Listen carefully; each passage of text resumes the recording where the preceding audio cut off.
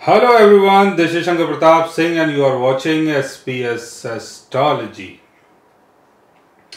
Guys, आज मैं आपको बताने वाला हूं वर्गो एसेंडेंट के बारे में और सन के बारे में, यानी कन्या लगन वालों के लिए अगर सन सूर्य आपके फर्स्ट हाउस में होता है, एसेंडेंट में होता है, तो उसका आपकी ओवरऑल लाइफ के ऊपर क्या असर पड़ता है और जो आपका व्यक्तित्व है वो कैसा हो सकता है।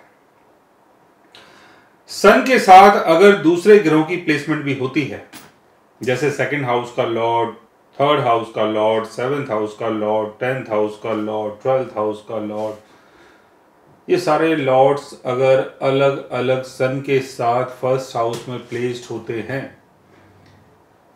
तो ऐसे में क्या क्या बदलाव हो सकता है और क्या क्या पॉसिबिलिटीज हो सकती है। कन्या लगन की अगर हम बात कर रहे हैं, कन्या यानी वर्गो यानी 6th हाउस की एनर्जी, वर्गो एसेंडेंट, वर्गो जो एसेंडेंट है, तो वर्गो से क्या पता चलता है? वर्गो से पता चलता है कि ऐसे लोग बहुत अच्छे doctor, lawyer, police person, military person और जीवन में ऐसी चीजों को हैंडल करते हैं जो आम आदमी नहीं कर पाता। यानी इनके सामने जीवन की जो परिस्थितियां होती हैं वो कई बार ऐसी होती हैं कि जहां पर आम आदमी उन परिस्थितियों को छोड़ के भाग जाता है। बिकॉज वर्गो एसेंडेंट, वर्गो यानी ऑब्स्टेकल्स, परेशानियां। तो जीवन में एक परेशानी के बाद दूसरी परेशानी, तीसरी परेशानी, चौथी परेशानी, परेशानियों को मेंटेन करते करते करते करते ये लोग सुपरस्टार बन जाते हैं। वो फिल्मों वाला सुपरस्टार नहीं, जिंदगी के मामले में सुपरस्टार। यानी ऑब्स्टेकल्स को कैसे मैनेज करना है, चीजों को कैसे हैंडल करना है, उन सब चीजों में इनकी जो पकड़ है वो बहुत ही जबरदस्त होती है। ये चीजों की बारीकियों को समझ लेते हैं। आपके पीछे क्या छुपा हुआ है, आपके मन में क्या छुपा हुआ है, ये आपकी मन की गहराइयों को भी पकड़ सकते हैं कि आपके मन के अंदर क्या बातें चल रही हैं। बहुत अच्छे मनोवैज्ञानिक होते हैं। तो अगर सूर्य अगर फर्स्ट हाउस में हो तो सूर्य 12th हाउस का लॉर्ड होगा, यानी वैभाव का लॉर्ड होगा, और फर्स्ट हाउस में कन्या राशि में होगा। कन्या जो राशि है वो सूर्य की मित्र राशि मानी जाती है, लेकिन सूर्य यहां 12th हाउस का लॉर्ड होने के कारण अच्छा है, बिकॉज वर्गो साइन में है। तो सूर्य अगर वर्गो साइन में होगा तो आप एक बहुत अच्छे आलोचक, राइटर, चीजों को समझने का जो गुण है वो आपके अंदर बहुत होगा। आप बहुत ही प्रभावशाली होंगे और जब भी आप बात करेंगे वहां पर आपका जो प्रभाव है वो दिखाई देगा, क्योंकि आपके शब्दों के अंदर चीजें जो होंगी बहुत ही नपी तुली और बहुत ही सटीक होंगी। आप लोगों की बुराइयों को, लोगों की कमियों को बहुत आराम से निकाल सकते हो कि किसके अंदर कौन सी कमी है। तो सूर्य अगर फर्स्ट हाउस में है तो अगर आप कोई राजनेता बनते हैं तो बहुत ही प्रभावशाली और बहुत अच्छे आलोचक, यानी जो आपके सामने जो अपोजिट पार्टी होगी उसकी आप हालत खराब कर सकते हो। तो ऐसे लोग जीवन में जिस भी क्षेत्र में जाते हैं, किसी के साथ भी अगर फाइट करते हैं तो वहां इनको जीत मिलती है। अब अगर सन के साथ वीनस की प्लेसमेंट होती है तो वीनस यहां पर 2nd हाउस और 9th हाउस का लॉर्ड है। वर्गो एसेंडेंट में वीनस जो है वो धन भाव का स्वामी है और भाग्य का स्वामी है, तो ये आपके लिए सबसे अच्छा हो गया। वर्गो एसेंडेंट वालों के लिए वीनस और मरकरी ही सबसे अच्छे प्लेनेट माने जाते हैं। तो वीनस अगर फर्स्ट हाउस में हो और सन के साथ हो तो आपको बहुत पैसा, बहुत नाम, बहुत शोहरत, हर चीज आपको मिल सकती है, अच्छे खाने के शौकीन होंगे, लेकिन स्वभाव के अंदर थोड़ा सा खर्चीलापन भी होगा, आप बहुत खर्चीले भी हो सकते हैं। अब अगर सन के साथ मंगल की प्लेसमेंट होती है तो मंगल आपके 3rd हाउस और 8th हाउस का लॉर्ड है। वर्गो एसेंडेंट वालों के लिए मंगल जो है वो मार्केश है। मंगल अगर सूर्य के साथ 1st हाउस में होगा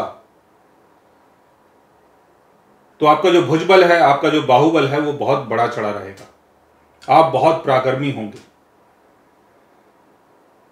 सामने वाला इंसान आपसे डरेगा, लेकिन ऐसे में आपको अपने एंगर को, अपने गुस्से को कंट्रोल करना है।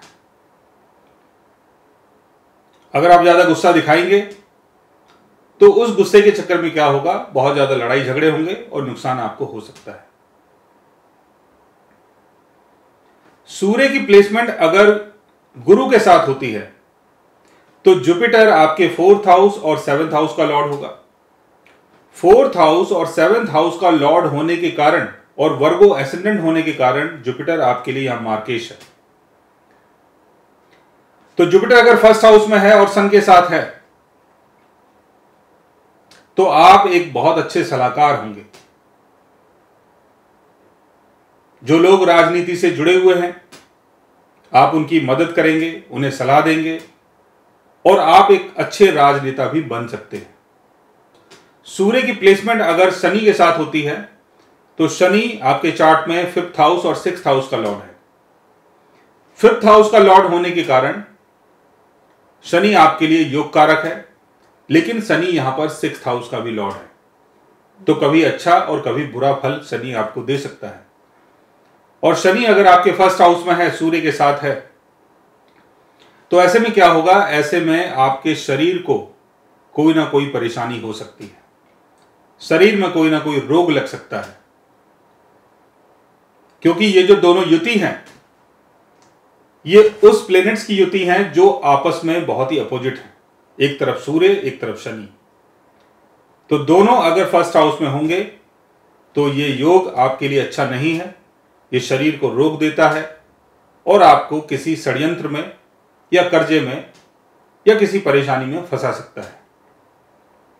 सूर्य की युति अगर राहु के साथ होती है तो ऐसे लोग बहुत पराक्रमी होते हैं, क्योंकि राहु वर्गो साइन में उच्च का माना जाता है। और सूर्य के साथ अगर राहु होगा तो ऐसे लोगों का जो भुजबल है, जो बाहुबल है और जो पराक्रम है वो देखने को मिलता है, क्योंकि वर्गो साइन यानी ऑब्स्टेकल्स का साइन और राहु इन सब चीजों को मैनेज करने वाला एक मास्टर। तो राहु वर्गो साइन में बहुत अच्छा काम करता है। तो सूर्य और राहु का योग अगर वर्गो साइन में है तो आप एक बहुत अच्छे राजनेता और बहुत अच्छे मिनिस्टर भी बन सकते हैं और बहुत अच्छे डॉक्टर भी बन सकते हैं, बहुत अच्छे लॉयर भी बन सकते हैं।